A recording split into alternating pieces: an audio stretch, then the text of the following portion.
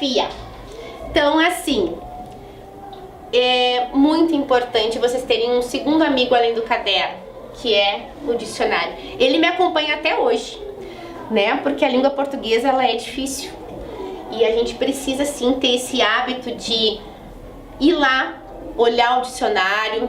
Às vezes a gente não sabe a escrita correta, a gente fica com dúvida. Então, ele serve pra gente tirar essa dúvida.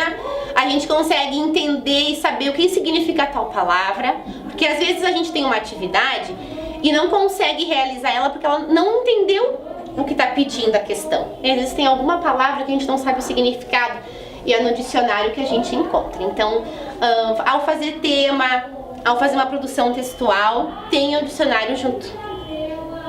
Anotar as palavras que possam apresentar dúvidas na escrita. É muito importante, galerinha, que vocês tenham esse hábito, né? Quem não tem, passe a ter. Pega um caderninho, folhas que vocês têm de rascunho, monta um caderninho e anota lá as palavras que vocês têm dúvida, né? Será que é com S? Será que é com 2 S? Olha a escrita correta e anota. Vai anotando as palavras que você tem dúvida. Tire essa dúvida com a professora, use o dicionário. Isso vai fazer com que você, as palavras que não têm regras, no momento que a gente começa a ter, essa escrita ajuda bastante na hora de escrever. O uso da letra inicial maiúscula é uma dica que eu dou. Então, todo início de frase, os nomes próprios, a gente escreve com letra maiúscula. Sinais de pontuação.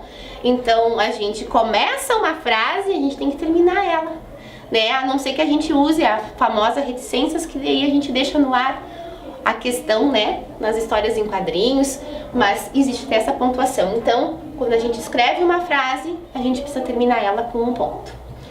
Revisar os conteúdos e atividades diariamente. Então, que é o estudo. No momento que vocês conseguirem colocar todas essas dicas, chegar em casa organizados e retomar o que vocês aprenderam, é bem importante.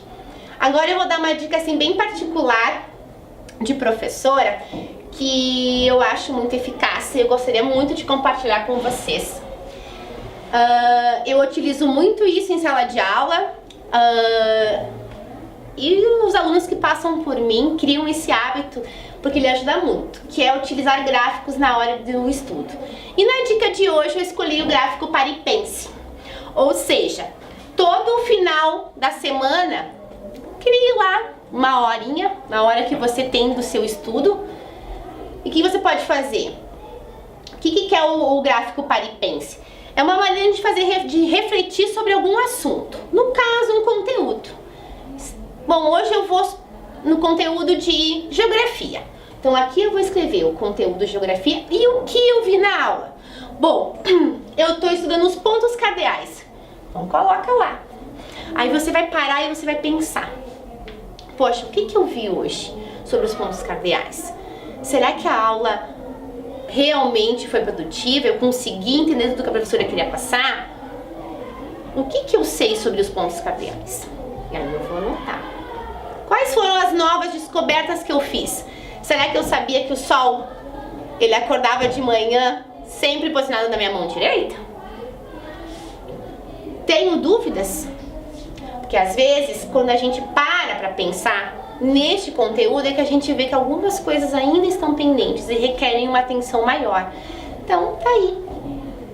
Faça por disciplinas no final da semana tudo o que vocês aprenderam de um conteúdo, reflitam sobre ele e se questionem e registrem aquilo que vocês construíram e o que precisa ser melhorado.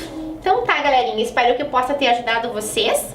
Bons estudos, estudem, é muito bom